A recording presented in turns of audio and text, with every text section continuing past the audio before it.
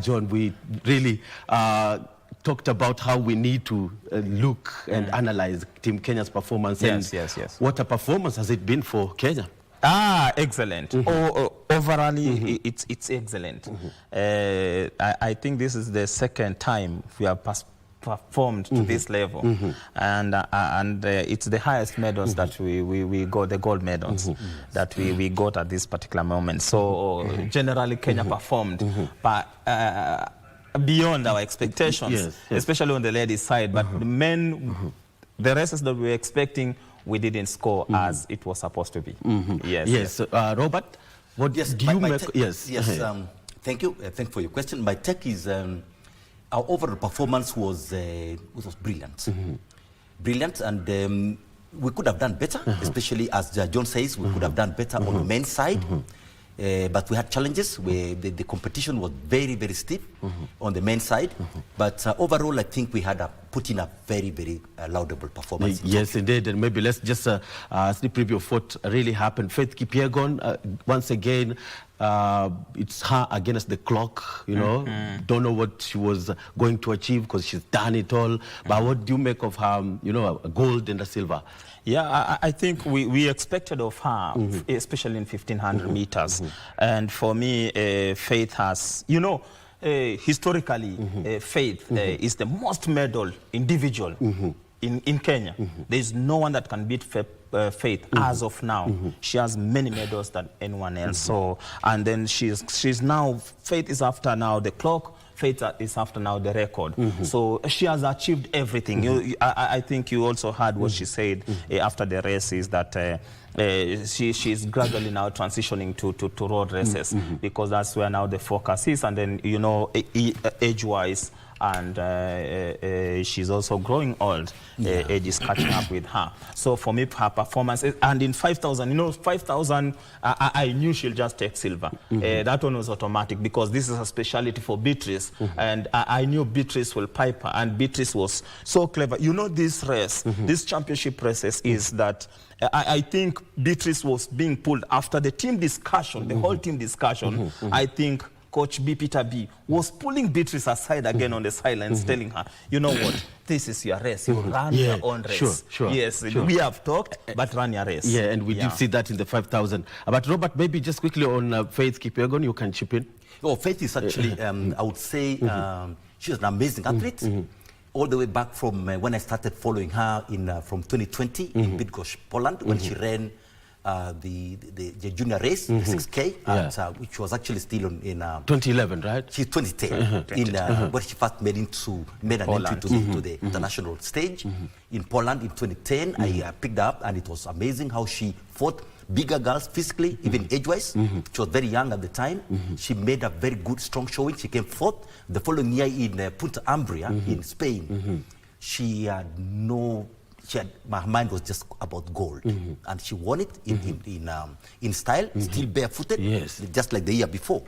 And from then on, it has been an amazing journey. Her strength is just amazing, and she's been fortunate enough to work with a very professional company, a management company, which are very professional, and she's done extremely well. So the expectation on Faith was 2 gold medals, the 1500 and the 5,000. But if you look at it, the 5,000 is the strength, or rather the 5,000 belongs to Beatrice, because that's really her specialty. And the 10,000, and it's amazing how she's graduated the 10,000. But Faith is, I think, one of the greatest athletes this world has ever seen, in terms of both medals and in terms of performance. She's won the Olympics 3 times in a row. This was her 4th gold medal in the World Championships, and these performances are unmatched anywhere in the world. It's been amazing. I mean, with such a performance and such achievements, definitely the roads is the destination that she's headed to. Beatrice Chebet as well, just doing enough, you know, and the 5,000 meters looked like it was her for taking towards the end of the last dash of the meeting. But you know, as I was just speaking about or talking about her, is that the coach, I think the coach was pulling her behind and telling her, you know what, we know the plan, we are going as a team, but the focus is on the gold and the focus is on the double. So in 5,000 meters, you saw where Faith peaked. Faith peaked at 150 meter because behind, I think behind the mind of Faith, she knew that if she goes to where Beatrice usually peaks at 80 meters to the finish line, Beatrice is gonna beat her. So she wanted to destroy Beatrice for the first 70 meters. That is 150 I'm talking about. So 70 meters where she picked just at the goalpost there at the corner, she went. She decided to go and she gave it her all. Then what happened was that Beatrice played like a rabbit because the moment Faith was lifting the leg, Beatrice was placing where she has that lifted. So Beatrice was very cunning. She waited for the right time, and at the 80 meter, she picked, and that's how she ran away with it because she knew this one I'm gonna beat her. Yeah. No, but maybe what has made her more outstanding? You know, 2 gold medals, the Olympics, and also following it up in the World Championship with the same performance. Faith? Beatrice. Oh, Beatrice. Yes. Of course, principally, Beatrice has been a very good student of Faith. Oh, absolutely. So Beatrice has learned great lessons from Faith. She's been faithful to Faith's, mentorship. And I credit all to Faith, actually. Faith has really mentored her very well. And she's worked very hard. The first time I picked up was during Aarhus Copenhagen, Denmark in 2019. She was then a very young girl, just the equivalent of Faith in 2010 in Bydgoszcz. So Beatrice was a very young girl, very ambitious. She was up against very big Ethiopians, in fact, even in terms of size. So there are parallels between Faith and Beatrice. So she fought so hard until she crossed the line. Upon crossing the line, it wasn't clear who was winning because the Ethiopians were taller than her. They appeared to have crossed the line first, but the footage immediately after the race, that is the junior 6K, the footage revealed that Beatrice had actually crossed the line first, even though the times they registered were equal, I mean identical. So when the judges awarded the top 2 positions to Ethiopians, she was devastated. The look on her face was obviously of anguish because she knew that she had won the race, and yet it was awarded to not even, she wasn't given the 2nd position, she was given the 3rd position. But then a review, it's called the current VAR now, revealed that she had actually won the race, and she was over the moon because she knew that was her rightful medal, the gold. From then on, she has never looked back. She's worked very hard. And what I credit also Faith for, Beatrice, is that she's from a very humble background. Yeah, definitely. No luxuries whatsoever, just like Faith as well. And just like many other runners. Many other runners, yes. Yes, and definitely these are 2 athletes that are going to step into the road races after a stellar performance on the track. Do you expect to see Beatrice moving? Yeah. There's actually another angle about Beatrice. Beatrice is a double, you know, double Olympic, double World Championship.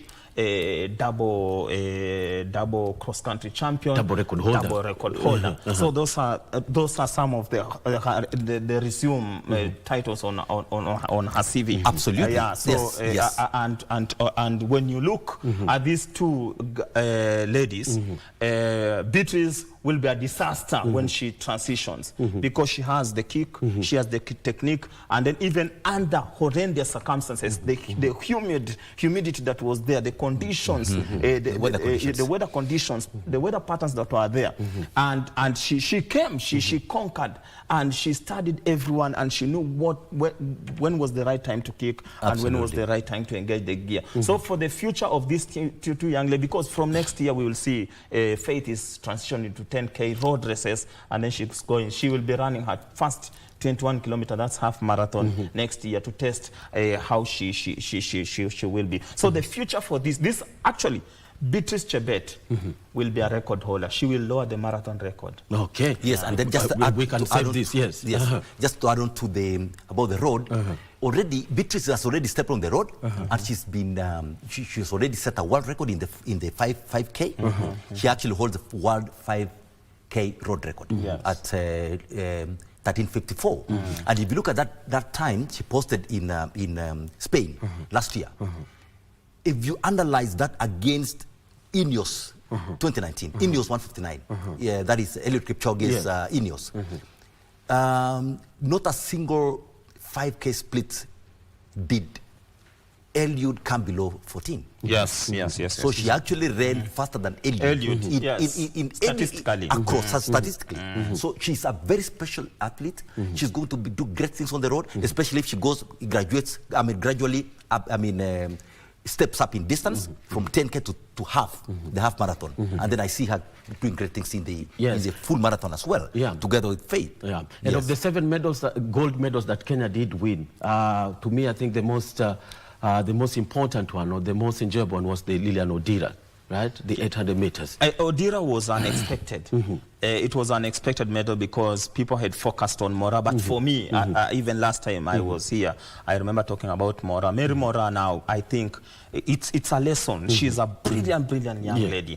I think she needs now to concentrate now. This one, she needs to call herself for a meeting. The competition came earlier? It didn't come earlier. Her performances this year has been disastrous. You saw it was her running 157 for a season best for Mora. No, that's way below. Because she's a 154. So performance-wise, she has really drained. But it is because of the distractions outside the training. She has so many things that she has been focusing on: issues of relationship, issues of fighting, issues of TikToking, even at 2 p.m. at night. She needs to call herself and focus as these two young ladies. Switch off the phone. Yeah, she needs to switch off the phone. No, the phone needs to be taken away from her. That's the right word to use. Yeah, because she's still young. Absolutely. She's still young. She's a giant in her own making. Sure. She can be. She's so brutal in races that she performs. But for me, the medal that carried the day was the Paris Chepchirchir medal. The marathon. The marathon. Because it was fantastic. You know, I talked to Paris immediately after the race, and I told her what the tactic that she used. So when they entered the stadium, she decided to go because she knew now here is just a few meters, 400 meters. We finish, we wrap up this thing. So she went for the first time. Then she realized, no, I don't have the strength to beat because Tigisti responded. And Tigisti, you know, the moment she responded, you know, this is a world record holder, women. Again, she destroyed her own record, Paris Chepchirchir record. So Paris told me, you know what I did, John? I decided to fall back to regain for the next like 10 seconds so that I can build up my muscle and the energy for me to kick. Because she realized if she goes one-on-one with Tigisti, she has the body and then she had the muscle to kick. And she could have been out-kicked. So she waited patiently and then at the right time, she did the extraordinary. Maybe, Robert, you just can, maybe just something on Lilian Odira and her gold, you know. Absolutely. What does it mean to her? Because she was a semi-finalist at the Olympics last year. But also she's had some, I'll say that a splendid build-up to the Worlds, you know, winning the Kip Keino, and so setting some sizzling times in the season. Yes. I've actually, I've followed her since she won the Kip Keino Classic, and previous to that, she had gone on. She had taken a break to a maternity break. She came back even stronger. And then I monitored her during the cross country season. She did very, very well. And took part in a number of cross country. Absolutely. Last year. Last year she was in the best shape. In the best shape last year, she was winning the cross country series, you know, back to back. Then she took a break down to maternity break. She came back very strong. She made a very strong showing at the Kip Keino Classic.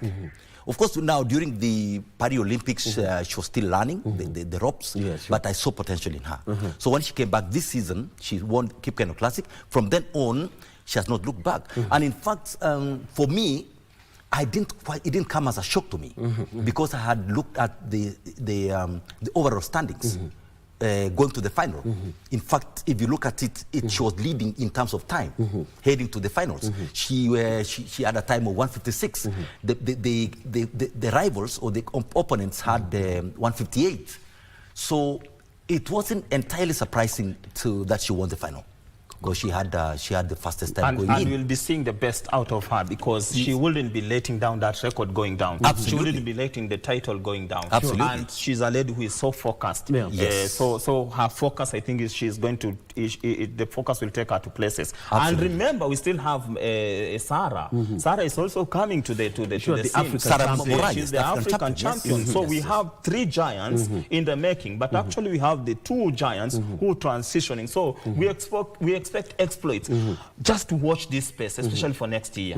Yeah. Yes, And what's coming out clear is as well, just to add on to, it, you know, the entry of the performance of Lilian Odira, obviously Sarah Moran, and then Mary Moran.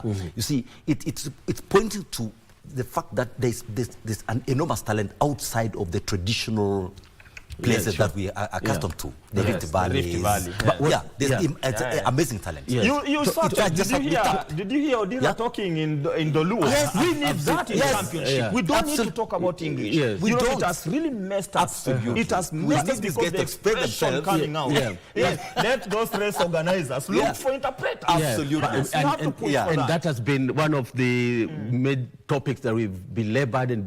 But it's Look also at Ethiopians. Yeah. Ethiopians, they go with their people. Because they At need the- to express yeah. themselves. At the finish line, Yeah. you know, you shove a microphone to the winner, but there's somebody else who picks it up Yes. quickly and starts Yes. talking, and you're like, who are you? But he's there to do his job. But remember, we Yes. saw that during the 2017 Under-18 Championship. Yeah, yeah. But That's also right. maybe we can heap praise on the today's generation of athletes who know how to express. how they- Wonderful, Yes, wonderful. It's wonderful. I think It's now wonderful. you will see What's actually the- change. The have they marketing been- yeah. aspect is going to come in. The branding aspect is going to come in because the moment you express yourself, anyone that, you know, these are crowd pullers. Yeah. So any brand, any company will want to associate with Yeah. you because you can express Yeah. their product and sell it And well. they Yeah. understand you. But maybe on the records, right? The world records. Yeah, what yeah. are the advantages of, let's say now, Odira breaking a record that's been there for 40 plus years, right? 42 years. Yeah, 42 42 years, yes. yeah. What comes with it? Obviously, there will be, okay, it may not come with the, very huge financial rewards. But the record itself, what she set as a championship record was mind-boggling because it had been attempted by so many across generations.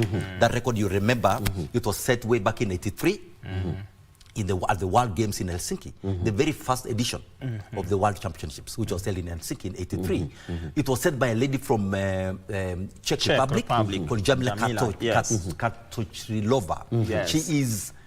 She held the record for the longest time, and for Lilian Odira to actually lower Jamila's record, that is absolutely amazing. Yes. And in fact, that now, as John says, it will now draw attention to Lilian.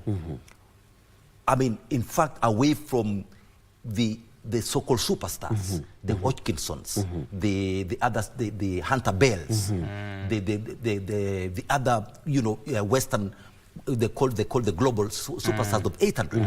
Suddenly, because of Lilian's performance yesterday, breaking a record which nobody thought was going to be possible, a championship record.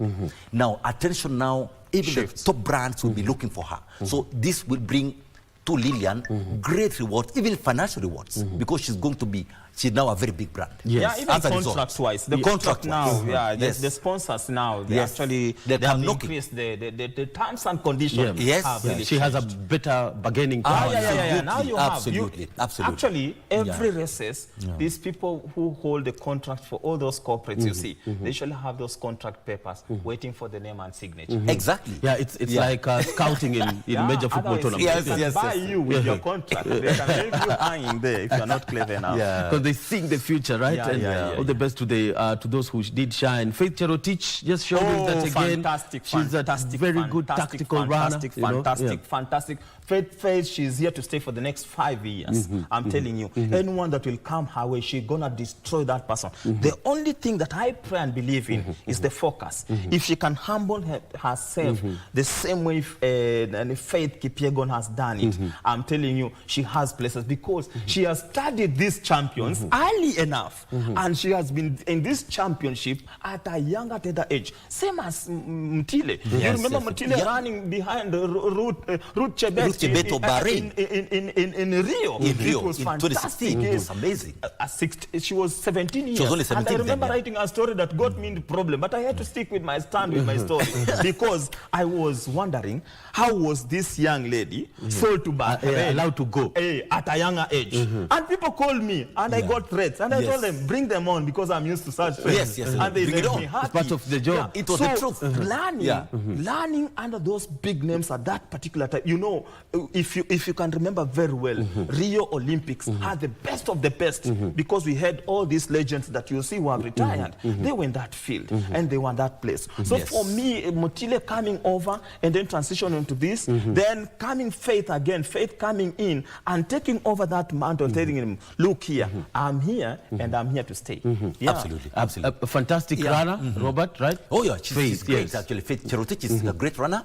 What is amazing about her is that they have mental fortitude.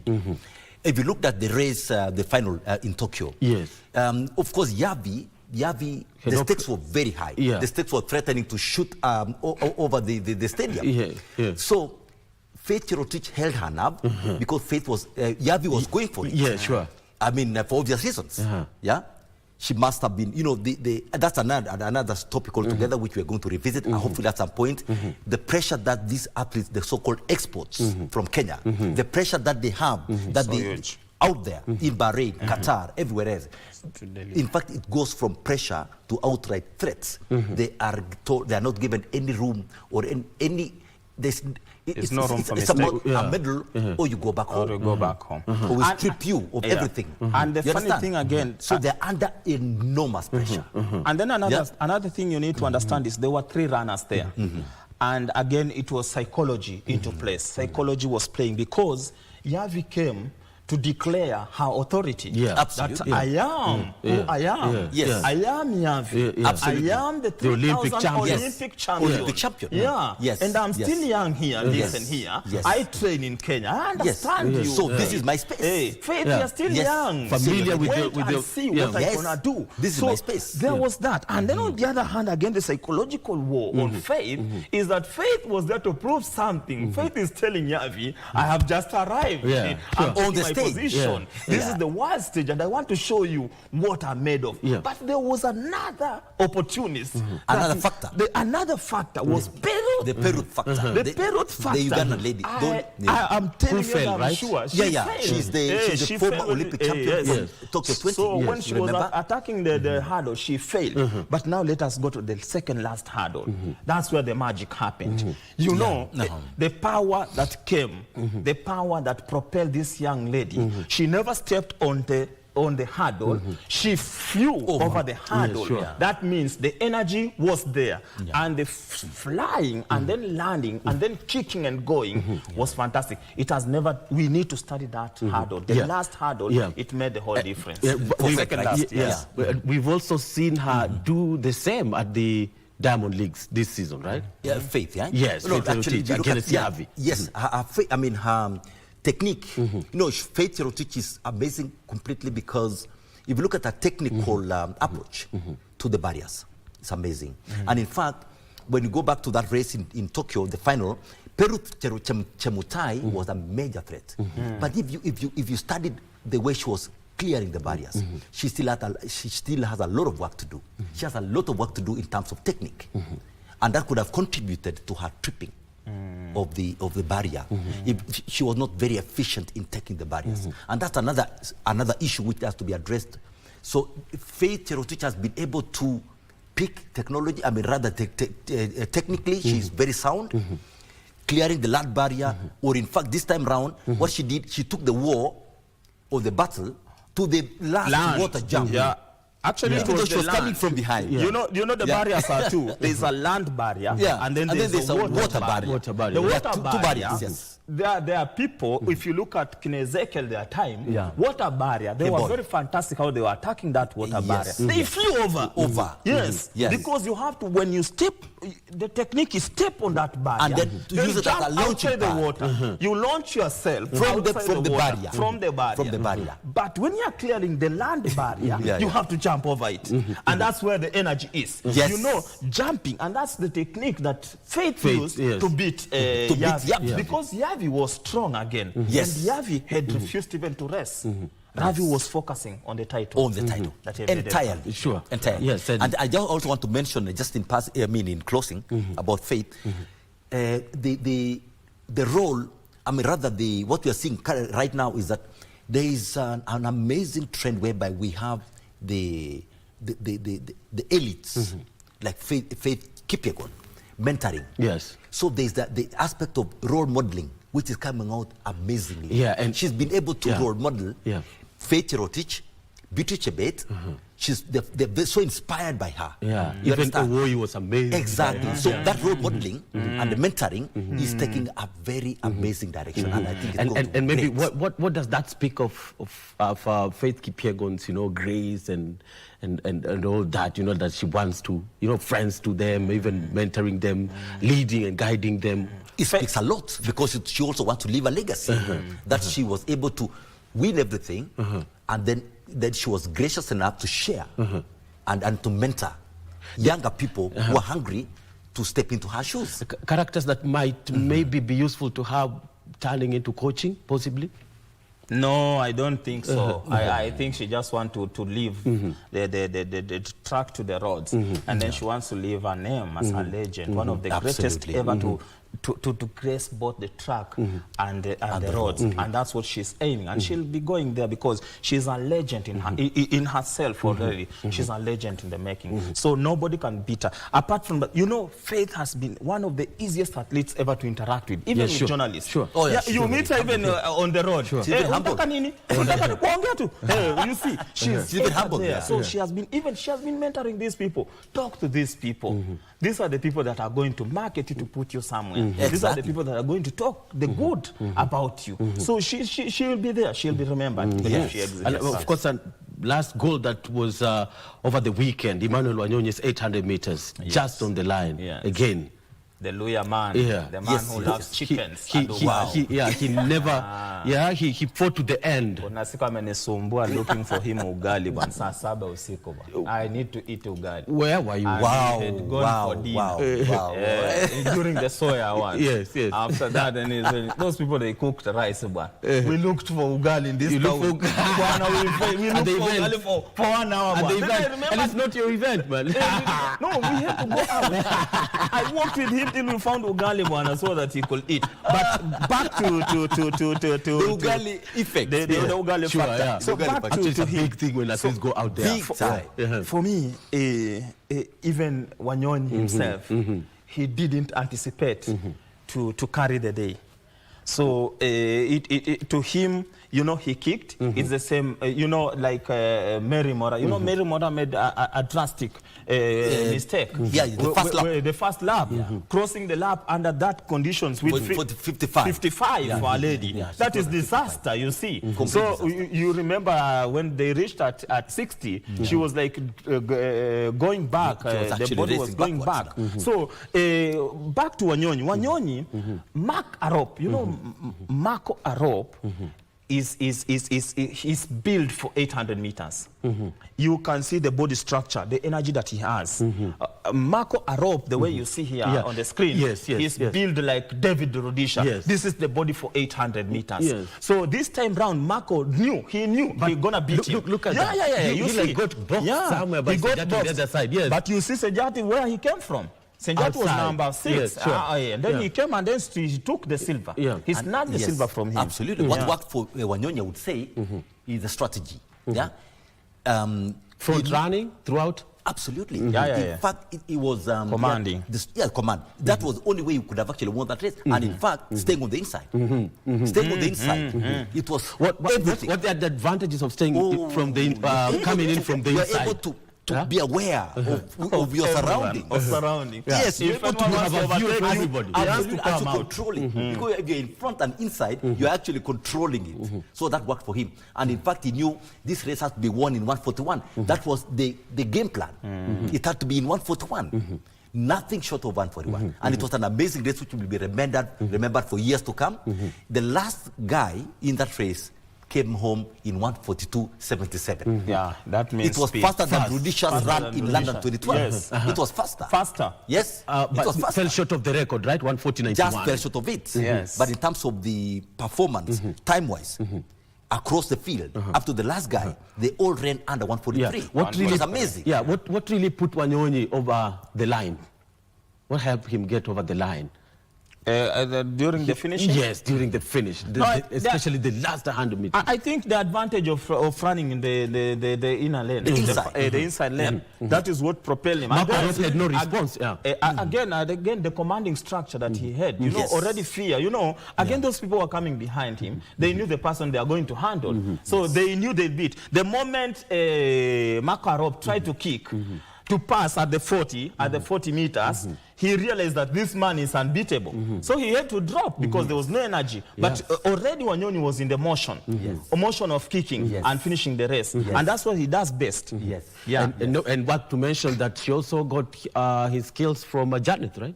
Yeah. The formative time. Janet, Janet has been extremely instrumental in discovering and nurturing, Wanyonyi. And she's 800, you know. She's herself an 800, a successful 800 runner. So it goes back to what he picked from Janet. Yes. And it was amazing. At the formative times, at the formative stage of his career. So if you look at it, at 20 out, with 20 meters to go, Wanyonyi was already in full flight. Sejati was already trying to look for position. What he did was, he actually yanked the race from the opposition. From the beginning, he grabbed it from them and took it away so that everybody, if you have to beat him, it had to be, you have to beat him in his own race. Yeah? And that's why at 10 meters to go, he was still in control from the inside. So everybody else was trying to catch up with him. It was so close, but he had prepared himself very well, mentally and physically and strategically. He was always inside. If you look at David Rudisha's strategy in 2012, he followed the script of David Rudisha. Control it from the front, on the inside, and keep kicking and kicking and kicking. Yes, Robert, and maybe of the 7 goals, which one was the most surprising one, the unexpected one? For me, I would say Paris Chepchirchir's gold medal in the marathon. It came on the back of, Chepchirchir has had problems, injury issues, going to the championships, and I was a little bit nervous because she was up against the world record holder, the Tigist Assefa, holding the world record of 2:15.50, the women's only world record from London 2024. Sorry, London this year.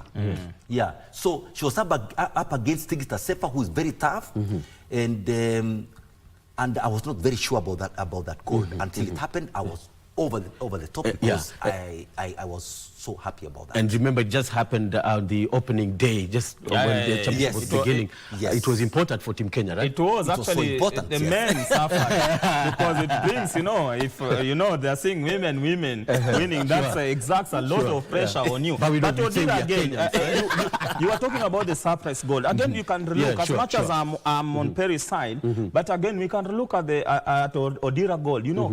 Kelly Hodgson, when coming to this race, actually she was the one everyone expected her to take. The big name. The defending champion. And then even this season, the performances, she has been destroying any person she met. Any person, even Odira herself, she was beating the everyone. She has was actually any person. She's the Olympic champion. She came here well prepared psychologically, she knew. Even the commentary, even the commentator, they knew Kelly is going to pick. But you see what? Even the training partner trashed her. Hunter Bell. Martha she Bell, knew yeah. where to kick. She knew this one. I trained with her. You know, it's so terrible when somebody understands you. You know, this comes again to Simbu, Simbu, the Tanzanian yes, guy. yeah. You know, Tanzanian guy trains with us, stays with us, lives here, eat ugali and skuma. Definitely, especially the brown so, ugali. Yes, yes. So he understands us. He understands the gimmicks and the techniques. And then you saw what happened transpire there. Yeah. The first time in history of marathon, somebody dipping. Sure. And we did witness for the 2 marathons, the men and the women's marathon. That debate is very interesting, actually. Maybe just on the marathon as well, or the long distance races, right? We've been talking about how the times have been sluggish, so sluggish that today's runner is going all out there, and it's not him against the clock. It's a championship, so time can wait, but so long as you finish fast. Exactly. And that's why you see there was a very dramatic finish to the men's race, the men's marathon in Tokyo, and the women's. Now you hardly see this in what we call the majors, like the world Berlin marathon yesterday. majors, Berlin, the Londons, and because those are paced races. Yes, okay. Paced. Yeah, there are no wave lights, there are no pacers. What else? So when it comes to a championship, there are no pacemakers. So everybody is aiming for a gold. And that's why you find even 3 people can actually enter the stadium and fight it out up to the finish line in a championships. Unlike in a majors. Yes, indeed. Okay, maybe just the most beautiful silver was Dorcas Ewoy Silva. She lit up the whole country, man. She didn't. You see, when she surprised Faith. Faith, she taken bronze. You see, and I love the camaraderie between the athletes. Mama Mungu ameshinda silver. Hata si kwa nimejua. Just you see the genuineness in their talk, the genuineness in this, and then she really worked for the team. She wanted the team glory. Absolutely. Her aim for Faith was to take the podium, and we missed by a whisker. Yeah, Nelly we really just on the line, very close, very close. But I liked Ewoy because Ewoy kicked. When she kicked, she gave it her all. She saw I can make something. But herself even she had not believed that she could even medal. Ewoy. Oh yes. Graceful in triumph, you know. Graceful in triumph. When she saw, I think Ewoy got. She's coached by Paul Lorrain. By Paul Lorrain. In fact, she is Paul Lorrain's niece. And she what has actually worked for her is her being based in the USA.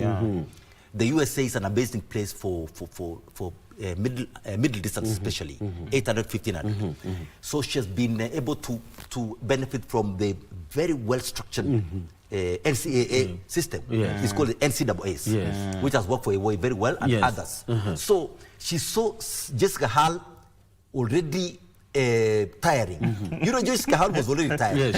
So Ewoy was spotted that and went for the key. And even like a past Nelly Chips in the process. But you know what? Faith helped these people because she did. She saw they were all together, the 4 of them. Then she said, if we don't destroy this Jessica Hall, she's going to steal the party. So she had to leave. She had to leave, and she kicked and went. So Jessica followed with all the energy. Then these 2, they just came from behind. Was an amazing 3,000 meter steeplechase, quite but we were on the podium, but we are used to 1, 2, 3, right? Yes. No, but Edmond, that's Edmond, and also we are waiting for the brother to come after the injury at the cross-country championship. I hope this time round, these top elite athletes, although next year it's not a championship here, but we hope that they will be more careful when they are training locally, because it has really costed the brother, Amos Serem. You know, they could have medaled, because 2 brothers running together against side by side, that will be a history making, and it will be amazing. So Team Kenya, I mean, splendid performance in the history of the championship. Not even we surpassed what we achieved in Beijing in 2015 as well as in 2011 in Daegu. So Asia has been a great hunting ground for Team Kenya in the World Championship. Absolutely. But also huge headlines by Mondo Duplantis. Nobody can stop him. You know, everybody else stayed in the stadium after all the track and field events ended. For him, it was him against the bar. Because actually these days it has come for the last 5 years. Mondo is competing against the bar. Even at the Olympics. Everyone else is competing for position 2, for silver, but Mondo is competing against the bar. But funny enough is how he launched himself, the distances he takes, this guy, and then the moment he propelled himself. You know, the pole vault event or the record event started at the tip of the vault. and then pulling himself, which was now the launching of himself. Because if you saw that picture, the pole vault had ended, and then the legs were below, just below the bar. So the two people were there. The transition between the pole vault and pushing himself up, which is launching himself up, is where the record came. But statistically, Robert will tell you, they gave him the wrong world record. Now that is according to me. Yes, can I explain why? And I mean, him. you see, the guy, Mondo Duplantis, is obviously had set a record going to the Olympic, I mean, the championship. He had the record, one of the Diamond Leagues. 620, 625. Yes. So now everyone expected him to go to Tokyo to obviously defend his, the world title. Now, but for Duplantis, every competition is an opportunity for him to beat the bar. Yes. He doesn't compete against the opponent. Not anybody else. It is him against the bar. Yes. So in Tokyo, the bar, or rather the pole, is 5.3 meters. Yes. His height, Duplantis' height is 1.81. Yes. Yeah. Yes. The run-up or the runway is 40 meters. Yes. The span of the vault it's called the vault, the jumping area. The span of it is 4.3. It is 4.5 meters. Now, so Duplantis in that world record jump. Now, remember that the pole is only 5.3 meters. Yeah. The bar had been set at 6.3 meters. There was a gap of a whole 1 meter. Yes. And remember, he had to launch himself because the tip of the pole he had already exhausted 5.3. Yes. And he had to go up 6.3, another meter up. So now, if you look at it, it was dumbfounding because he had to launch himself vertically. If you look at the trajectory to that record, it was his legs were vertical. He kept launching himself using the tip of the pole as a launching pad. Not even the vault down there. The tip of the bar. Yeah, tip of the pole. The tip of the pole to launch himself up in an amazing series of movements. And remember, he kept going vertically because if he had turned a little bit, that would have been the end of it. Yes. He kept going up and up and up. He actually covered a meter, which was now exactly 6.3. But then, if he had arrived at 6.3, he could have actually tipped the bar. So effectively, Mondo jumped over the world record that we're being told about right now. He had to go over 6.3 to 6.3. Probably 6.3. So that you don't hit on the bar. You have to go beyond the bar. Beyond 6.3. Yes. So he went beyond 6.3, maybe 6.3 to 6.33 to clear the bar. Yeah. Probably the role of technology in that. Yeah, we need now to bring in now technology so that we can get that measurement. Yes. These are the things now people need to talk. Nobody's talking about them. It's just happening on KBC Channel 1. Because we know the effect and the way. But statistically, by the way, the pole vault and the 1 meter, if you put it down on the ground, Mondo Duplantis jumped 5 people. Yeah. Five people. hits. That's what you discovered when you did. That's what we were talking about it. We practically on the ground. Yes. We wanted to understand. We went down we went down to the Nyayo Stadium to do the ground measurements. We called a registered, an accredited, and certified by World Athletics. Yes. So that we understand what really transpired. And it is so amazing, John, with Mondo. We are here today talking about Duplantis' record. It's only Channel 1 which has given us, or which has the awareness. No one else. And I'm very happy that we're here today. And it's amazing as well. Your knowledge is amazing as well. You're aware of the technical parts of the athletics, which is not very many people actually understand. So the awareness is amazing. It is only Channel 1 which has created that awareness, and we're very happy to talk about it. So glad. You might make Bernard to jump out of this suit, man. But it is what it is. You know, the understanding of the game. You know, for you to enjoy this game, we are talking about the statistics. We come with that. Yes, you know. John, So been John, around. We have been around with him. We are used to one another. yes, amazing. Duplantis jumped over 5 John Veslins, Yes. stacked up one over the 5 other. individuals. 5 John Veslins. Put them stacked over and 5 of them. So, 5 of me. 5 of John. 5 of me. Yes. Crazy. So the first John, Yeah. the second John, the third, the fourth, the fifth. He jumped over them. Yeah. Well, I mean, looking at him, his role in sports now, he's like a superhuman. His His influence now. Yeah, it's massive. It's massive. The contracts now he has, the endorsements Duplantis has, it's massive. And you know, he's still young. He's still young. And then again, Robert maybe might again touch on the issue. You know, the person who coaches him is his father. No one can coach him better than his dad. Yeah, because absolutely. he knows his hands. Yes, that boy is amazing. I call him a child prodigy. He's way ahead of his time. He probably 2 decades ahead of his time. Yeah. Yes, maybe I'm looking at this particular event, right? Pole vault, not so popular. Yes, right? Yeah. Do you think that Mondo has now given it a big popularized the pole vault? In fact, I think that there are a number of guys who are coming up now. A guy called Karalis. There's another a guy from Hellas or Hells. Yeah, from Greece. Yes. He has already inspired so many people to do the pole vault. Yeah. So the Mondo effect is already showing. Mondo. The Mondo effect. A pole vault. Yes. Is Mondo. Is Mondo. Mondo Yes. is pole vault. Is pole Yes, vault. indeed. This guy was born with a pole vault in his hands, literally. And they began early. So Kenya, maybe we need to scout them early. We need to begin early. Yes, early scouting. The Yes, country. yes. But we need infrastructure. As we come to the close, gentlemen, Botswana really giving Africa its first relay gold, right? Yes. And Kebanshipi, the 400 meters champion, right? It's been phenomenal. Yes. Yeah. Maybe Robert can jump in that. For the very first time, it was. But I saw the way the Botswana entered 3 finalists in the 400 meters. The 400 meters final. Yes. 3 finalists. Yes. That was an indicator that the 4x4, the relay was going to be fire. Going to be fire. Yeah. So, but I knew.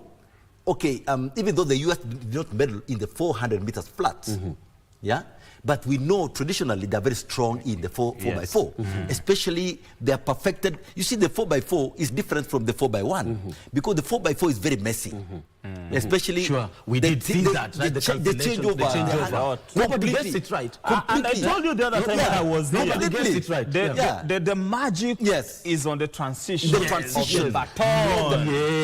And they're waiting on the blue line. They're waiting on the blue line. That's where the magic is. Yes. The moment you perfect that thing, that's it. you have the gold with you. You have it in your hands like this. Anyone that is starting in the finals can win that race. Yes, quickly, Teboho's performance, redemption in the... Yeah, redemption was there for him. In the 4x4. In the 4x4. Finally, they took something and they brought us something. But the funny thing is that we also need to talk about our brothers. We are happy that Tanzania got something. Yes, sure. We are not happy that Uganda went home without something.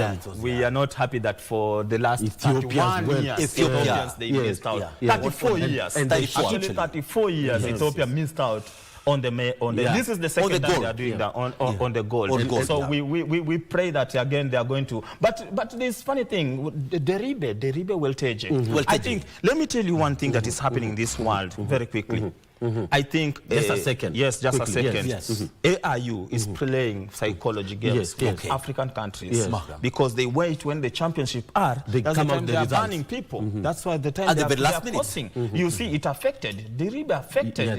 Then they came to Kenya. Huge they came destabilization. Non-compliance. You see, they play psychological torture that people we really need to understand. We really need to question those tactics. But of course, Kenya or any other country in the world has no space to, pull their legs in matters dealing with doping and all that. But thank you so much, Robert. Yeah, I'm for not talking making about time. Berlin. Yeah. Talk about Berlin 1. Sawe won. Yes. Sawe won. Yeah. A double for us. It was expected. 2-2. No, Sawe was going for the record. If it's not this psychological torture, Sawe was focusing on Kiptum's record. And I'm telling you, believe you me, Sawe will take that record of the late Kiptum. Yes, indeed. We'll have more of this athletics next week. Hopefully, John, to see you again. Oh, fantastic. Always Thank you available. So much. Very much. Now we'll talk more about the exercise that you took at the National Stadium as far wonderful. as Yes. finding out the height of Mondo Duplantis and all that, right? But thank you so much for your insights as well. And the review of the Tokyo 2025. Up next, I'll be speaking with Moses Budia on matters beach volleyball in the country. So stay with us on the Sports Check. We'll be back shortly. Thank you.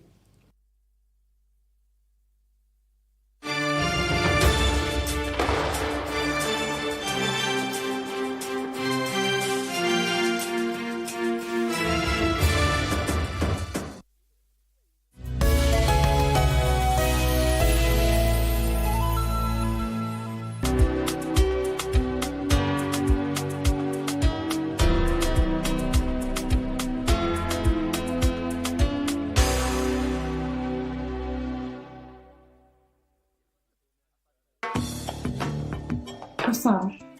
I'm not okay. Mbona unacheza na simu ambayo iko off? Kwani kuna mtu amekufanya ukasirika hapa? Nani baya? Babe. Anipenda. What else could you be hiding from us? It's been barely a month. All I want is peace, that's all. So that's why you decided to raise him from the dead.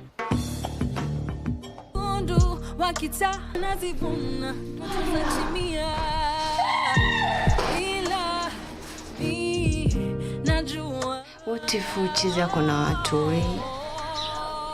Magaidi waliingia kwa kijiji changu, wakaanza kuangaisha watu bila mimi Chifu Matata kufahamu lolote. Nenda bana babe boss pe muranonda tawe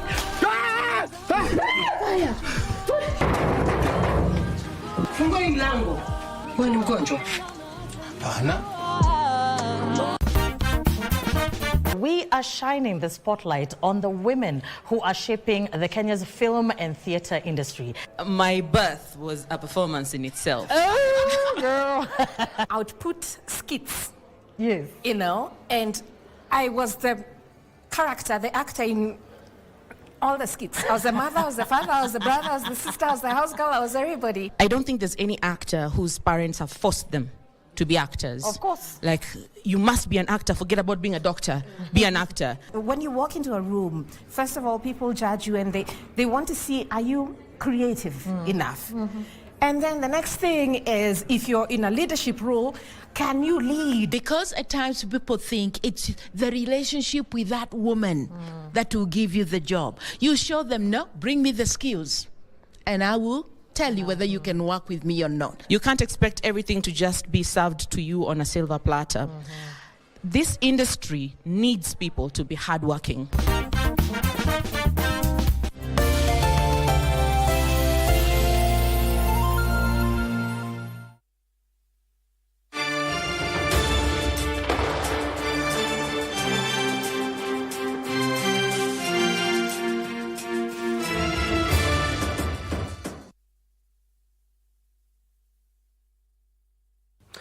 And welcome back. This is the Sports Check. Thank you so much for staying with us. And I'm glad to have Moses Budia, who is the chairman of the Kenya Volleyball Commission, Kenya Beach Volleyball Commission on the Kenya Volleyball Federation. Also, the chairman, Kenya Volleyball Nairobi branch. Karibu sana, Mr. Budia.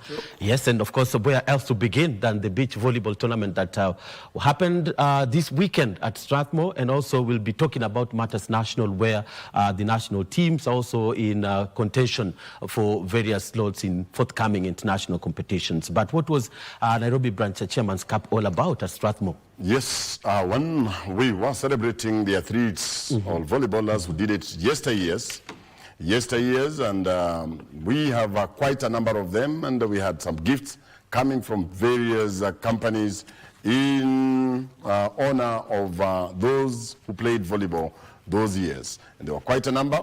And I think I'll be giving you the breakdown in due course as we move on.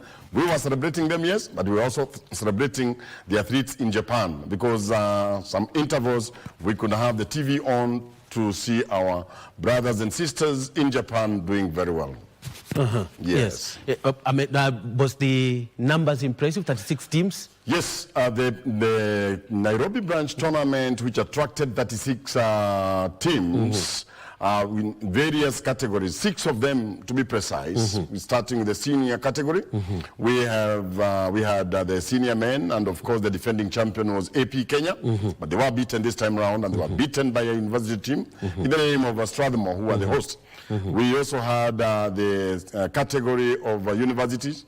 We had the categories of TVET, we had the categories of secondary school, JSS, primary school, self-supporting, and all these teams were doing it together with convectional volleyball. It was convectional volleyball and side beach volleyball. It was 2-in-1, so to speak. And there was also need to honor the men who've trailed the players, men and women. Yes. We started by honoring Madam Indakara. Indakara was the first one to give us the bronze medal in 2011 in Maputo, together with Dasaba.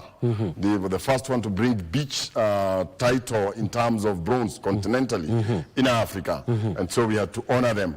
Other than that, we also went down and looked at those who played volleyball very well. The likes of Oduori was being the captain of the beach volleyball for quite a while. He was also honored. Yes. And the girl who made it to the Olympics, that is Madam Blacksidis and Madam Gaudensia Makoha, they were honored for what they have done. Yes, Blacksidis and Gaudensia, I mean, these are athletes who should transition to coaching. That's what we are doing now, right now. We, the two of them have already done the first course, the international course in coaching. We were expecting one of them to go to join refereeing and the other one coaching, but they all went into coaching. And as you have said, we want them now to start taking the responsibility. Don't forget, Blacksidis is an executive member of Kenya Volleyball Federation, representing the athletes. Yes. So the transition is on, as you have stated. Yes, indeed. So from the teams, maybe did we have the main intention of holding this championship, maybe getting more talents? Because we've seen, we brought the beach to Strathmore. By virtue of bringing in the primary school, and the small academies that we have in Nairobi, starting from Prison, Kibra, Madare, they were all there. And I can tell you, we also got amazed. Funny enough, we also had some coming from far, as Mombasa. Those heard that there will be some prizes in terms of cash. And the other thing that we're also getting, that if you win and in beach volleyball, you book yourself a ticket for a night in some of the prestigious hotels that we have in town. That motivated for example, yes. Those who won, the girls from Mombasa, they have booked themselves a ticket to Windsor Hotel. Windsor Golf Club is one of the prestigious hotels that we have. And other than that, the Windsor Golf Club is also preparing some beach courts. And our next international tour, you'll be your partners. Yes, we have already started partnering with them very well. We had a game there on Thursday last week with the young ones of Maroroi Secondary School. Yes. So the Windsor Golf Club, your neighbors here, that is Nairobi Safari Club, they will also give a ticket to those who won, and they will spend a night there. All those are motivation. We did that in 2011 when we had a beach tour in Nyayo Stadium. Yes. And these hotels that I'm mentioning, they also did the same. We have Best Western in Westlands. They have also given a ticket to those who won, not the coaches, but the athletes, so that can talk about the hotel themselves. Yes, and maybe looking at the beach volleyball, we've seen during the local tour, the national tour, right? Going to Bumbe, you know, where Bumbe Beach, we did launch a very nice beach court there, and that one was the state of these facilities. It is called Bumbe Beach, and there we were launching the beach court there with the Honorable Treasurer of Kenya Volleyball Federation, Mr. Musumba, who is from there. And other than that, last week, on a day like today, we were in Muhuru Bay. Muhuru Bay is down south. It is at the neighbor of, Kenya and Tanzania. And we shall be having a beach tour in December 15, 16, and 17. And the whole idea is to use what we have. The Muhuru Bays have very nice beaches, I must report here. You're playing your beach volleyball, and you're seeing Migingo. the Migingo Island, I mean, in a few the kilometers. Horizon, yeah. Yes, horizon, that's the word I was looking for. I had actually tried to look for it, but you've done it well. So you're playing beach volleyball, and at the yonder there, you're seeing the Migingo. And you and I know the history of Migingo. Yes. It's a beautiful place. I must thank the county government of Migori because they gave us a hearing. We had a meeting with the CECs, with the top management of Migori County, and we want to partner. It is not just Migori County, it is the Kenya Volleyball Federation and the Migori County government, where we shall open up the area. When you travel towards that direction, you'll not just discover Muhuru Bay Beach. Yeah. A lot of gold mine. And the fine sands in Ukambani? Very fine sand. Yeah. Ukambani, we have it in Makueni, in the headquarters of Makueni. We have River Kaiti. River Kaiti also deposits a lot of sand, very fine sand, and we have done it once, twice there, but this is purely controlled by the rainy season. Because during the rainy season, we can't dare set up a beach court there. Yes. But during the dry season, the beaches are very, very nice. Yes. It's a seasonal river. For the first time now, we have also set up beach courts in Kakamega. We have a beach volleyball court now in approved school, where we conducted the first ever East African beach games as to showcase. Because next year, we hope our director, the directorate, the head of directorate, and coordination of activities and co-curricular activity, Mr. Sifuna Nelson, who did invite 5 teams to participate in the inaugural East African Games. We used to have 15 disciplines. Now we shall have 20. Beach volleyball will be one of them. And yesterday, he graced our occasion just to witness what is happening. Must thank Bwana Nelson Sifuna, our senior director, for gracing the occasion and also giving us a platform to showcase our kids in secondary school and primary school. Yeah, what influences the setting up of these beaches? Very what simple. do you follow? In Kakamega, we had to look for River Yala. And we transported sand all the way from River Yala, River Nzoia, and we dumped about 8 lorries in Kakamega, and now we have a beach court. For Muhuru Bay, you don't need to transport anything. The sand is there. For Chess Bay, Bumbe as well. the Bumbe Beach, you don't have to do anything. How about the talent? Is it a major factor? Is that what you follow? No. The young ones of this country, you'll be shocked. Don't just look at these Gen Zs. The millennials, they're even worse. They're training when they're still in the stomach of their moms. So when they take the court, you'll be surprised whether they are Olympians or they have participated in them. What I'm trying to say, the talent is yesterday. The students of Soweto managed to contain university students, and they're among the top 4 teams that we shall have now enjoying the services of those hotels that I've talked about.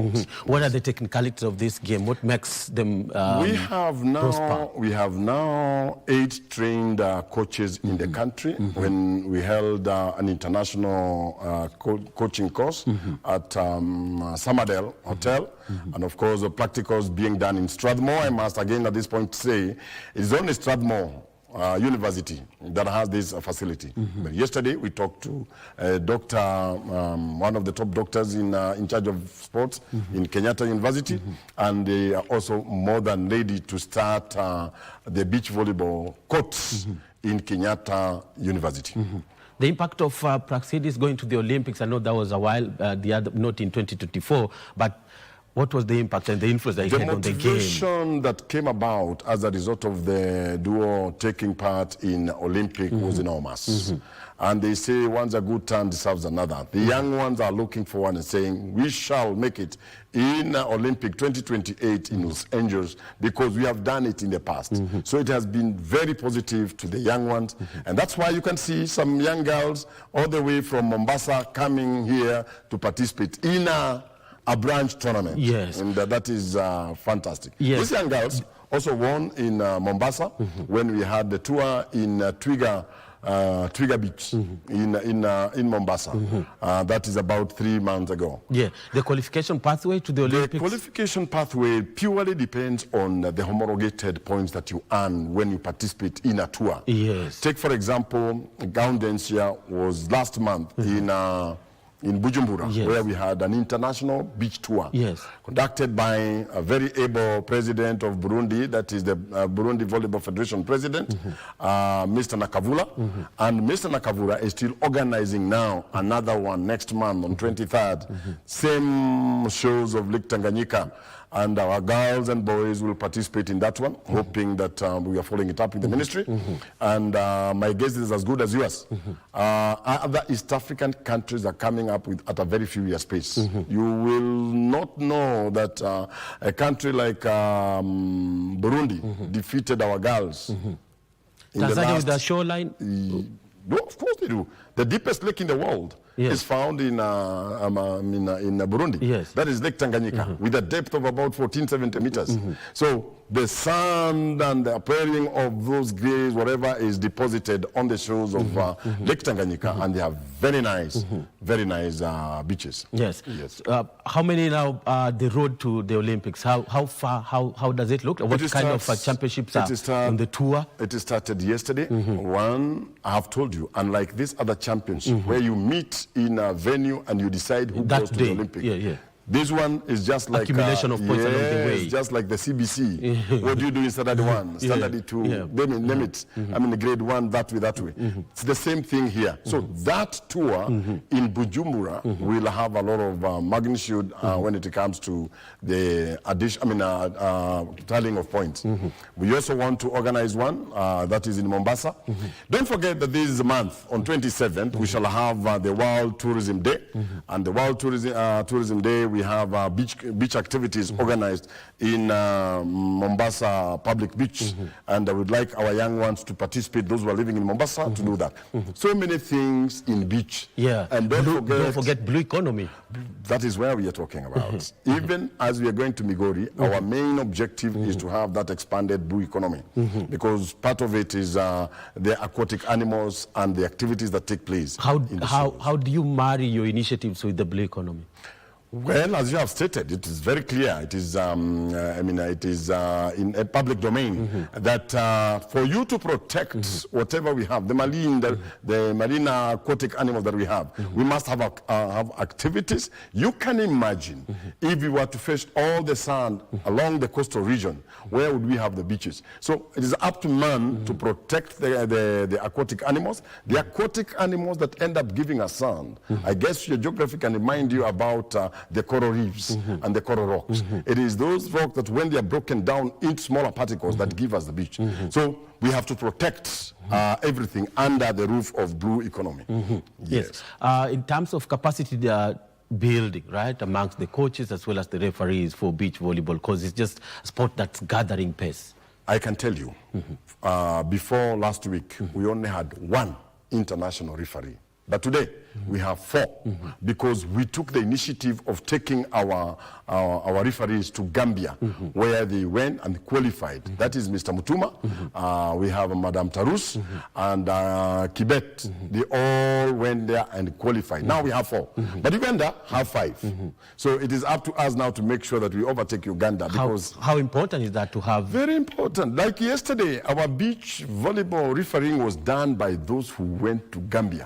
And apart from penalizing them, they were also telling them you're supposed to do X, Y, Z. So they are supposed to complement the athletes as they also officiate. It is very important. The question was, how are we trying to upgrade our capacity building? This has taken place, and I'm talking about a week ago in Gambia. Yes. And now we have 4 of them, right? We have 4 of them. Maybe the number, looking at a bigger number? We should have 10. Why should Uganda have 5? Well, we have 4.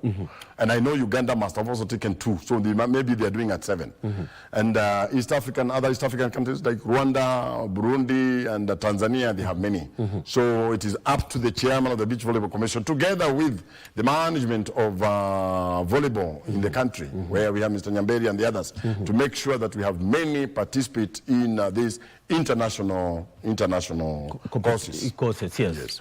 Looking at Kenya's, you know, how it measures with the rest of the continent in terms of countries that are doing well or they've taken their name I'll tell out you there. one. I went to Nigeria without the junior teams. And when I went to Nigeria under 18, I noted one thing, that countries like Nigeria, they have over-invested in the junior categories, under 18, under 16. Countries like DRC, they have done the same. Countries like Namibia, South Africa, Mozambique, Morocco, Nigeria, not Nigeria, but Egypt, Tunisia, and Algeria, and Gambia. Yes. These countries, and Cote d'Ivoire, they have over-invested, and Ghana also.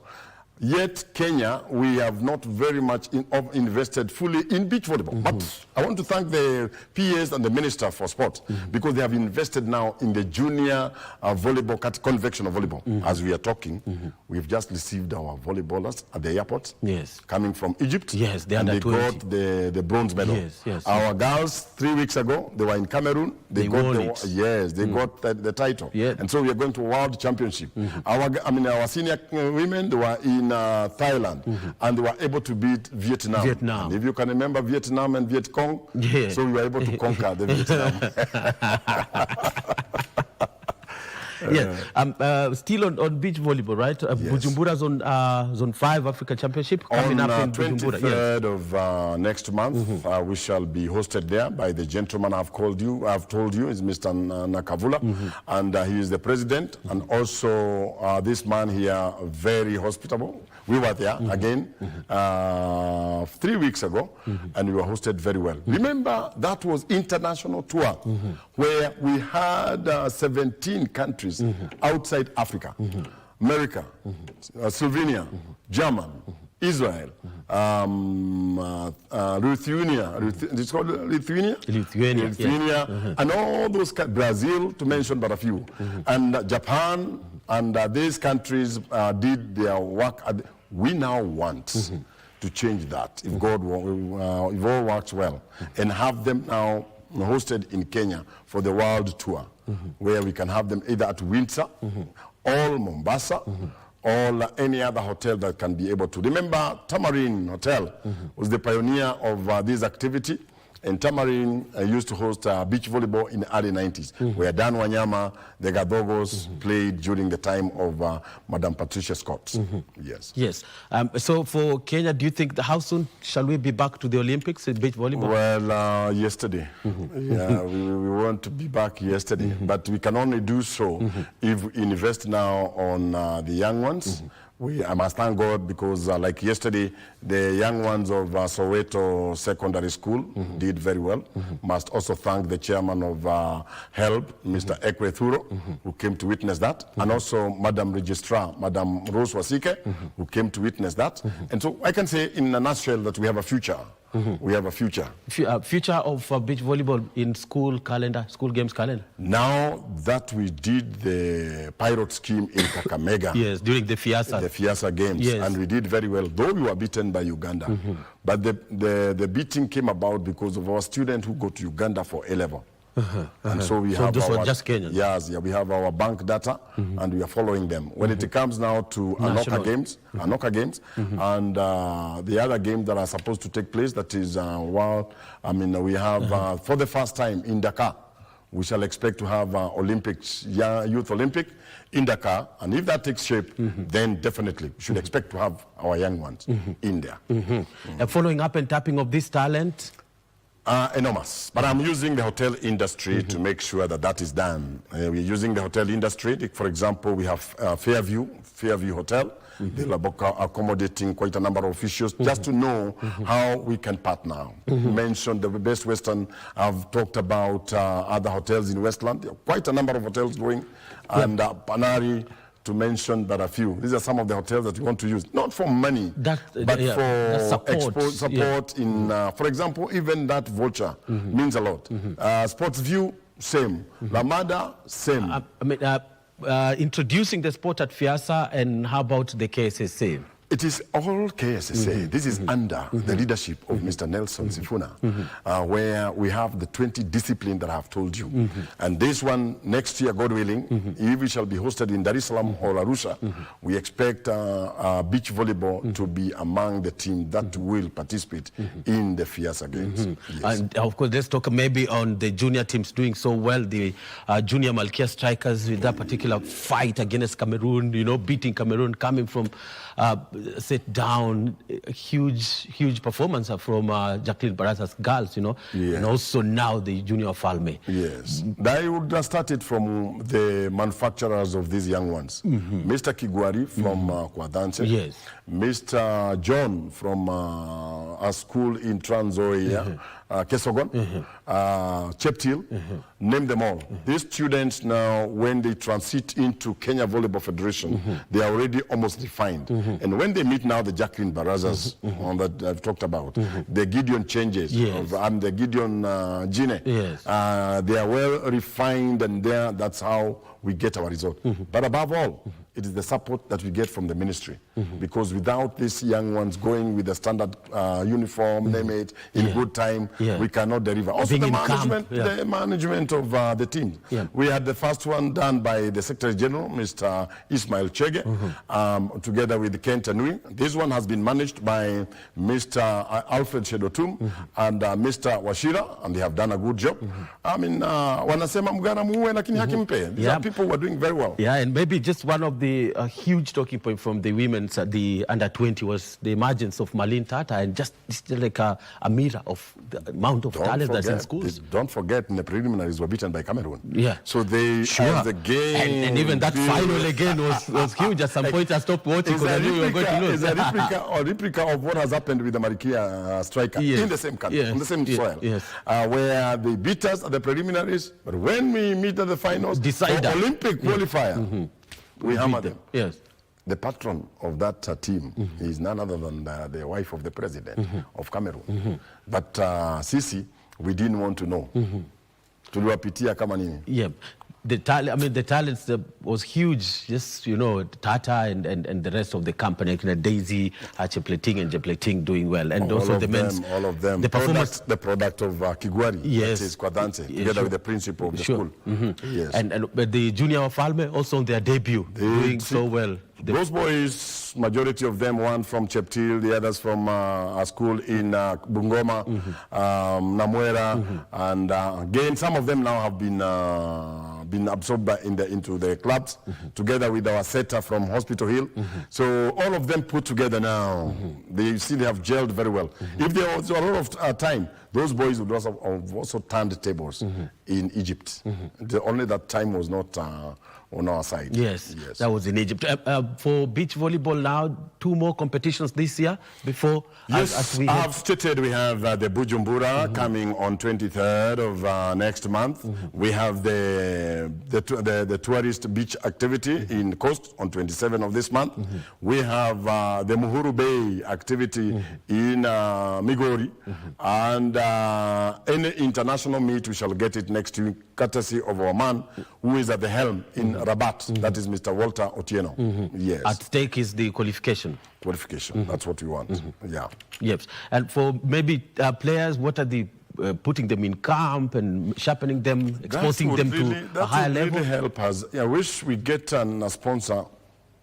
Yesterday, Budia sponsored the tournament. If you have another Budia sponsoring and have a new court in Strathmore, or 2 of them in KU, because many of these athletes are in Nairobi. And I can tell you, even like in Abuja, it was not done in Lagos, it was done in Abuja, where we have only an artificial water. Just like we have in the case of Windsor, we have the Kikegwa, where we need to, where we shall do the court there. But in a nutshell, we also need that strong wind in the coastal region to make it a true beach environment. So the question was, how often shall we be able to do that? If the resources are available, we are supposed to do it yesterday and have some of these girls in camp in December, in April and August, when the students are off season. Yes. Maybe show a little bit of shuffling the lineup, or we could be seeing some new blood. That has to go, and we do not want to be seen to be pumping a lot of pressure to our old athletes, Yes. the Gaundensia and Braxidis. Yes. But I think, as the saying goes, new wine or new brooms does what? It sweeps better. We shall have to convince But the them old that they broom have to knows do every this. corner. They'll have to leave the stage, but in a very honorable way. We do not want to use big words and step down. No, we have because that's Transition. why transition. That's Yes, the word. yeah. I don't know why you're borrowing words from my mouth. Yes.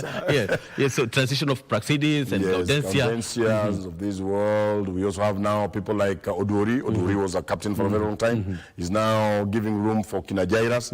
But Jairas yesterday was beaten by a young one from AP. And those are new development. And to me, I'm happy to see that there is competition. Because when there's stiff competition, the results goes high. We shall not be beaten by Rwanda or by Burundi of this world. Yes. What can we borrow from maybe the European countries that have excelled in this particular equipment? Like now when we hosted in Bujumbura, all those nets, antennas, strings, what were they left there? So that's an advantage of hosting. Like the legacy of the legacy. The mere fact that the young ones, I don't want to look like the young ones who say Digru. When those young ones look at the old ones play well, they end up also perfecting their game as they grow. And that is one advantage that Burundi has, because they have hosted now 3 times World Championship. And that's what we want in Kenya. One of my legacy is to make sure that we have a world tour go to Kenya. Yes. Yes. How and soon? of course, qualifying for the Olympics. Yes, qualifying for the Olympics, that would be huge. What comes with qualifying for the Olympics for beach volleyball when you did it in Rio? Well, we did what God, we in were Tokyo, very lucky. In Tokyo. We went to Egypt. Of course, we had gained our point. I must thank Owino and Mr. Mulinge here for doing a lot.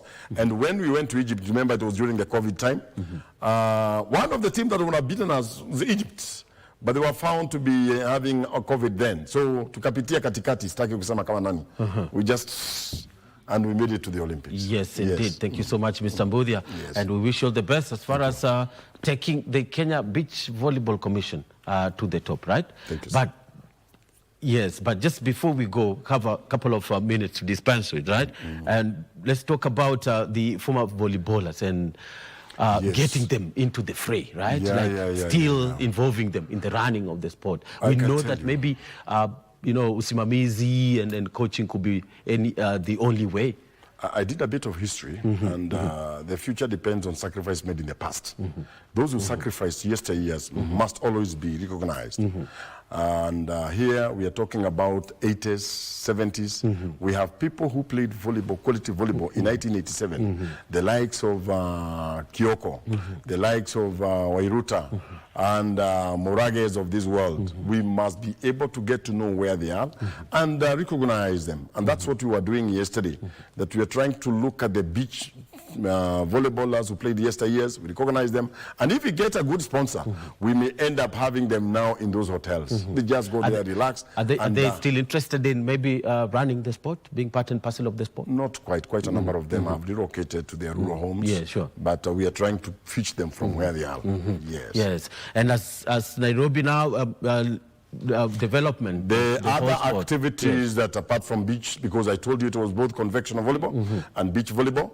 Nairobi, we have so many activities aligned ahead of us. We are working together with quite a number of other bodies in the name of promoting the game. Like, for example, Kenchik. Kenchik gave us all the food stuff that was consumed in that venue. We have Coca-Cola who came in on board and took care of the waters and sodas at the venue. We had people, individuals giving us tents. But is that enough? That's not enough because we want more. But I mean, if you want to it's go... It's better to have something than... better have a lot done. None at all. None at all. Yes. Right? And every time you should see your cup as what? Half full. No, let's not turn to be... what do you call them? Now I can now give you a title. That, Wahenga. Now you're now a Muhenga. Yeah, the way you're going now. For Malkia, it was huge for them to win win a game. Vietnam, Viet Cong. I told you that was a big boost. I must salute Mr. Bitok. And So that's Coach Mr. Geoffrey. Oronje and Madam Nedi Kirimo, who did a lot for that team, and Coach Omondi. Coach Omondi did a lot, and we must thank the whole bench for doing a wonderful job. And the team is also partly in transition, right? Bring in the young ones. The young ones. When we dropped Muhim, Tuka, because it was, let me use the proper word. When Omondi dropped those big names, there was a lot of hue and cry and what have you, but he proved them wrong. And we wish him well. We wish him well. And as I've said, let's have a proper transition. Yes. Yeah, not dropping people like hot potato. Yeah, but transition. Proper transition. Guide them. We are now drawing our calendar for the next season, and we expect to have a meeting on 28th of this month to do the calendar for next year.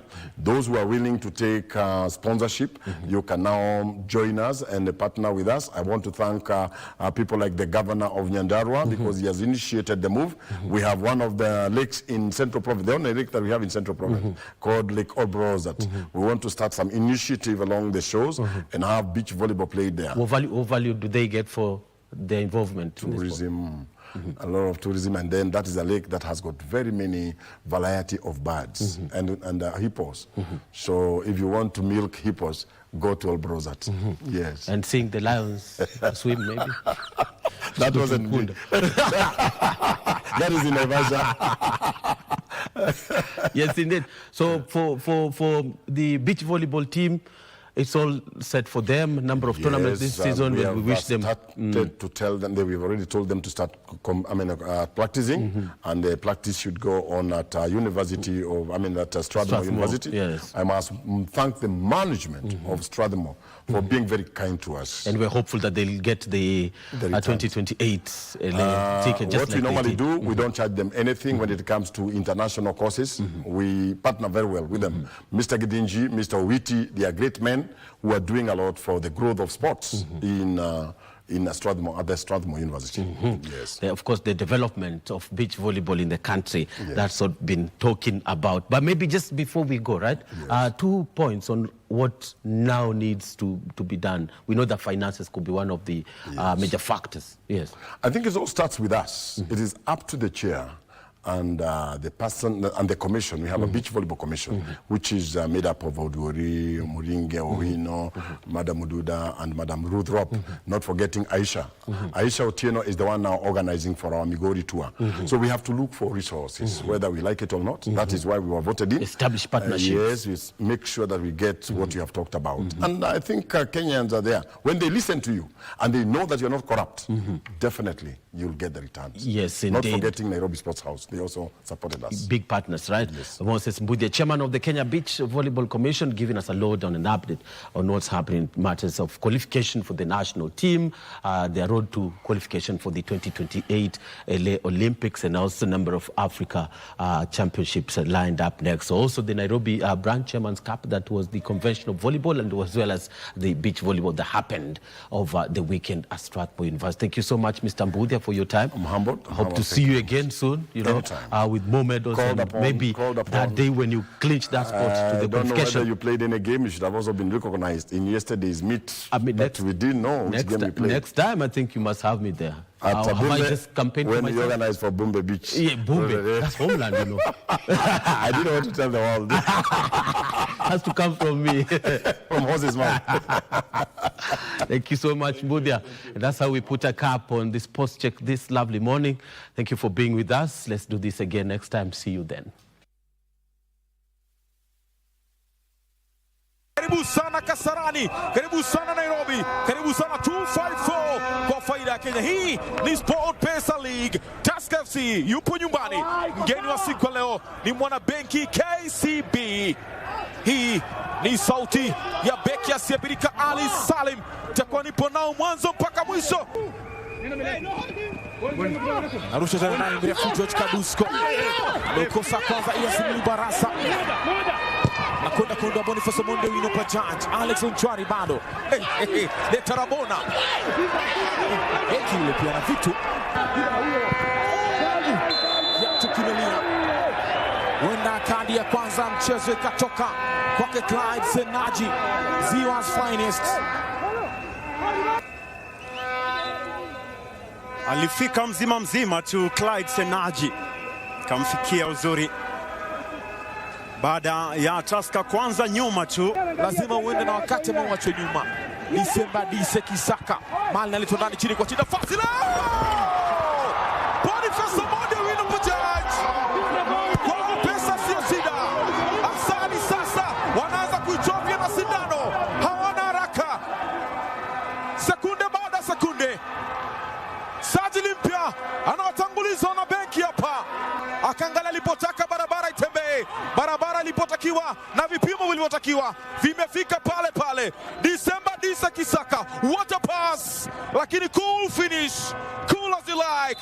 Boniface Omondi wino Bajaj anawatanguliza na benki hapa. Pesa ziko salama, the bank is safe. Kawashawishi naletwa tena ndefu Kevin Etemesio. Achuka Spider-Man. Aliona uzuri. Almanusra angeteleza ingekubala. Clyde Senaji Sena. Ian Baraza Simiu anauleta ndani uzuri. Munyasa ameupunch. Yupo chini bado Boniface Munyasa mali inaendelea. Yupo chini. Mpira unaletwa ndani umekatwa kwanza amenyanyuka sasa. Jaribu kuunganisha.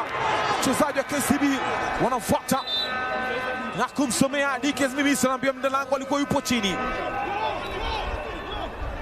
Komelala chini tu baada ya kugongana na Charles Momanyi na mwenzake yule Polepole.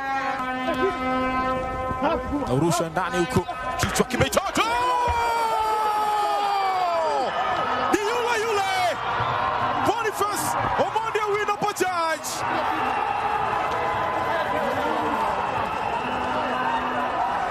Walikuwa wapi sasa ulinzi wa Tusker FC? Watu wamefurahia na kutabasamu. Nobody saw it coming. Ndio nimekwambia Sport Pesa League ulirusha uzuri. Kichwa cha kwanza kikaita uzuri chake Dibala mchongo. Ikala nguzo ile. Lakini karudi kwake. Wamebaki wamenyanyua mikono wakisema ni offside. Lakini ni kama alitoka na mpira ulipopigwa kichwa ule. Mwisho wa siku anaweka chuma cha pili cha KCB. Ian Simiu Barasa. Amepigwa tackle mtu. Weka kona amesema amepata ball.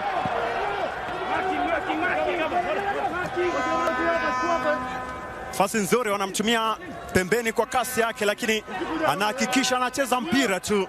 Fadhili Masud huyo mwenye mvua ambaye amecheza madhambi kwake Daudi Polepole. Kadi ya njano tayari imetoka kwake National Kesa.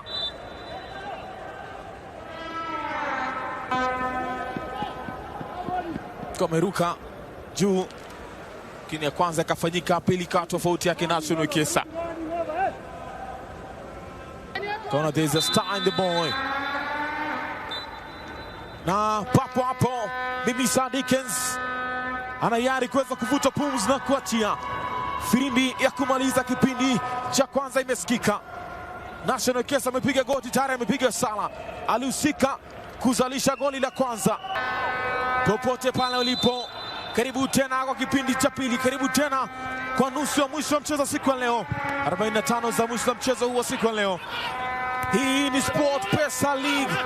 Raundi ya kwanza, mechi ya kwanza. Tusker FC yupo nyumbani. KCB ni mgeni wa siku ya leo, lakini anaongoza KCB magoli 2-0.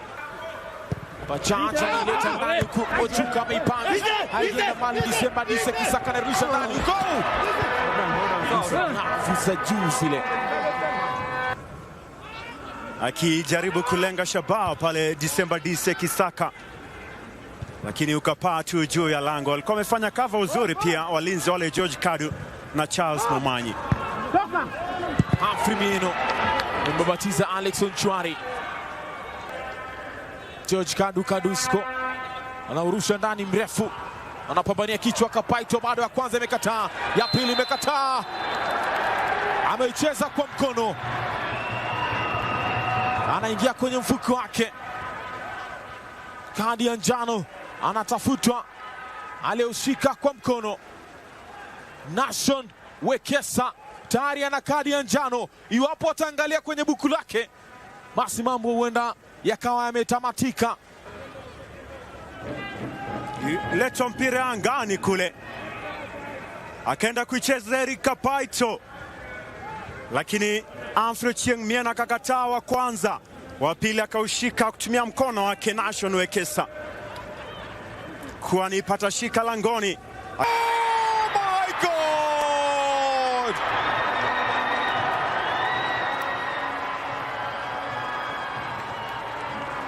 Amekosa nafasi ya kuwapa matumaini na mvinyo wa Tusker FC.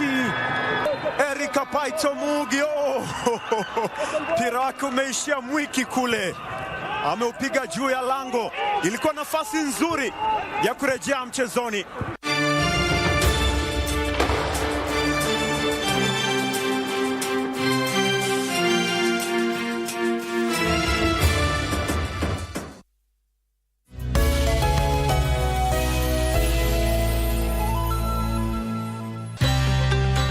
Want to enjoy free-to-air digital TV with crystal clear quality? Here's how to get started with Signet. Step 1. If you have a smart TV, you're good to go. Next, connect the aerial to your TV. Now, do an auto search on your TV. Just follow the prompts on the screen. And that's it. You're now tuned in to Signet. Sit back and enjoy a wide range of free-to-air digital channels. For technical inquiries, call the Signet hotline on 0770 572 656.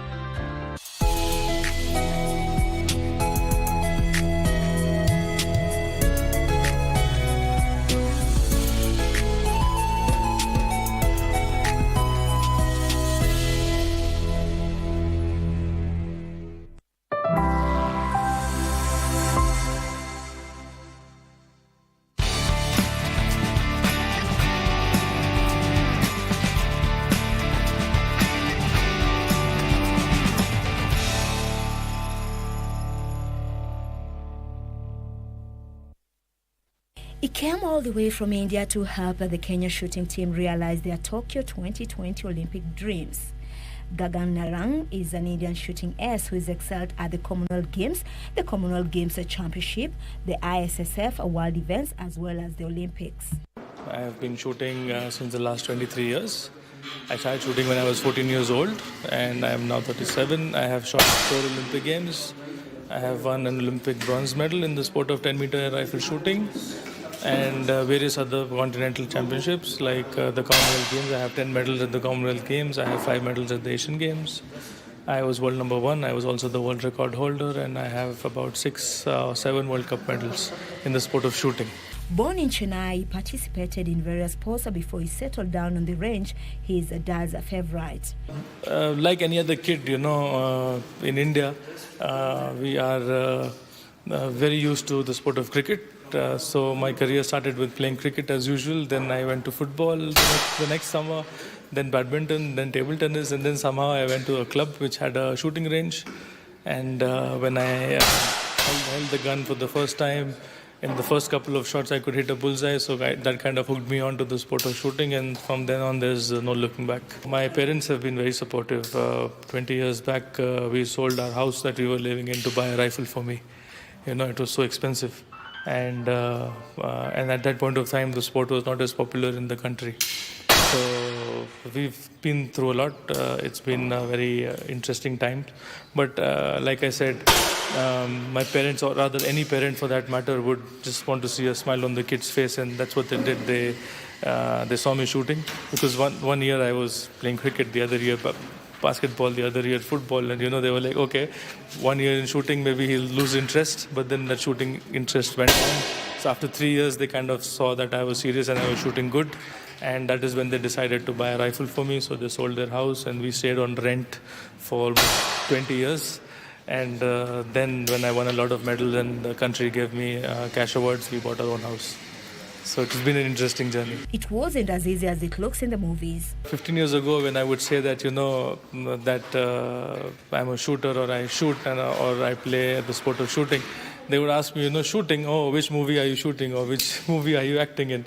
But it was difficult, it was hard, because the sport was not very popular. Of course, hunting is not allowed in India, so the only outlet that people have to use their weapons was the sport of shooting.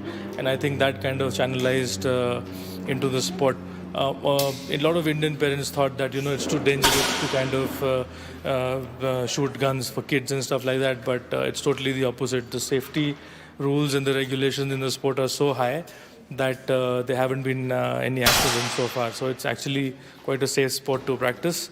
Of course, it's an individual sport, it's not a team sport, and it's very quantified because it's all numbers, so nobody can judge your performance. It's all there in quantified numbers. So if a guy shoots 1 point more than you, then he gets to go in the team. There is no disparity over there, and you are in control of your own performance, so it's not dependent on your teammate or anything. So it has its own advantages, and it's a 98% mental sport, just 2% physical. So you really need to be mentally strong to do a sport of shooting. It doesn't matter whether you're physically fit or not. So these are few advantages that encouraged a lot of parents in India to put their kids into the sport of shooting.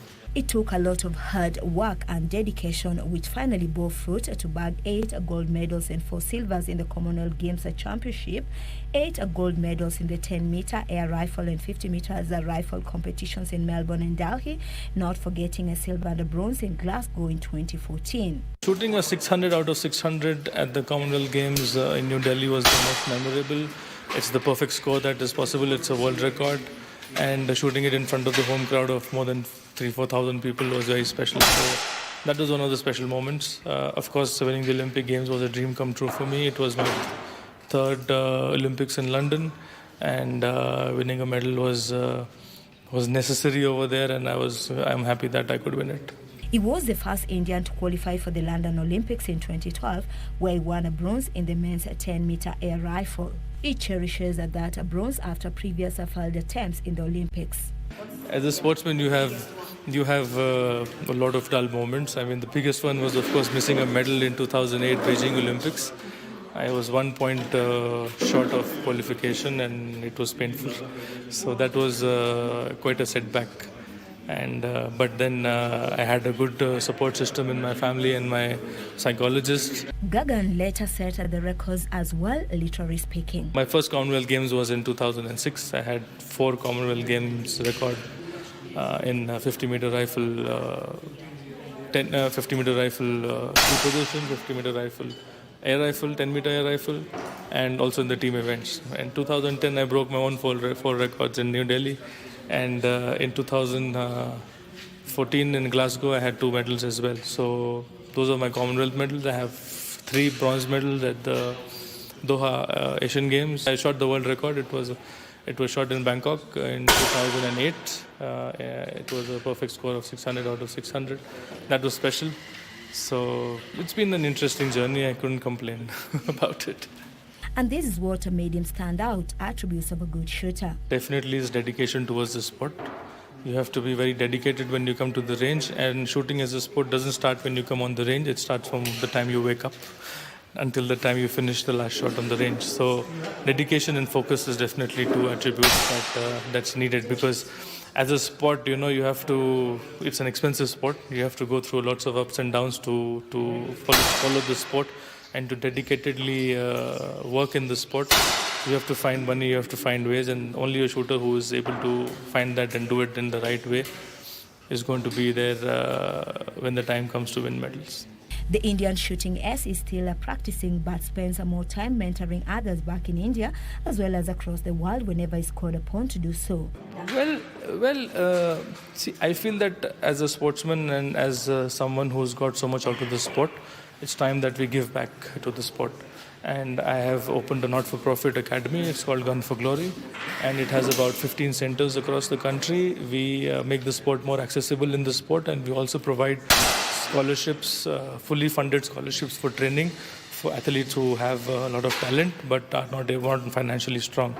And we are here to explore possibilities with the Kenyan Shooting Federation to open something like that here with the support of the government and the private sponsors. So basically translate that knowledge for this country and help this country grow in the sport of shooting. My kids who are training at the academy are doing pretty well now. I think 35% of the current Indian team junior Indian team is from the academy, and I am truly focused and dedicated towards helping them win medals.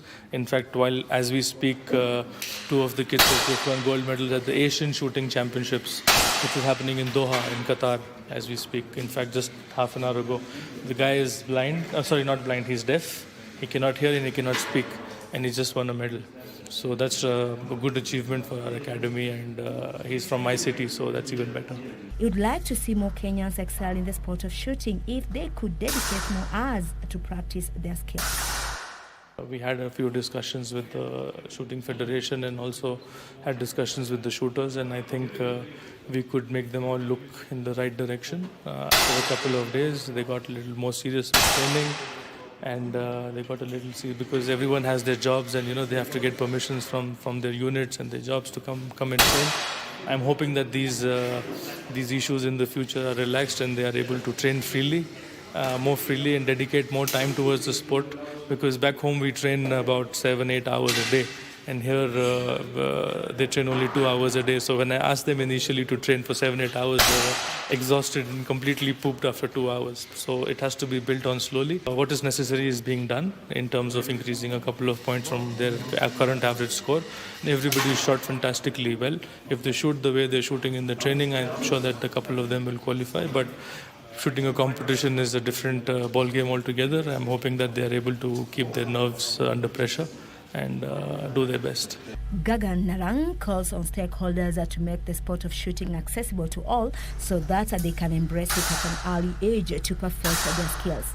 You have to make the sport more accessible. A lot of people only in the armed forces are able to access the sport here. First thing is that you should be able to import weapons duty-free, because once the weapons are duty-free, then they can be given to the kids for lower cost, and then more people who can't afford it but have the talent can come into the system, and that is where you start grooming them over a period of time, and those are the ones that are going to win you medals. It's a very safe sport, I would say, and you can only use the weapon in the range. I mean, at least that should be allowed. I mean, if nobody's going out there shooting weapons out in the open, when they come to the range, they use the weapons and they put the weapons back in the range and they go back. So I think that's a very safe thing to do. What I have been seeing over the past 10 days that the Kenya has a lot of potential, and a lot of shooters at the international level can do well, but of course it needs a lot of assistance from the government, from the private sector, from the sponsors to promote the sport of shooting in a big way, and I'm sure it will be able to get as many medals as athletics does for Kenya.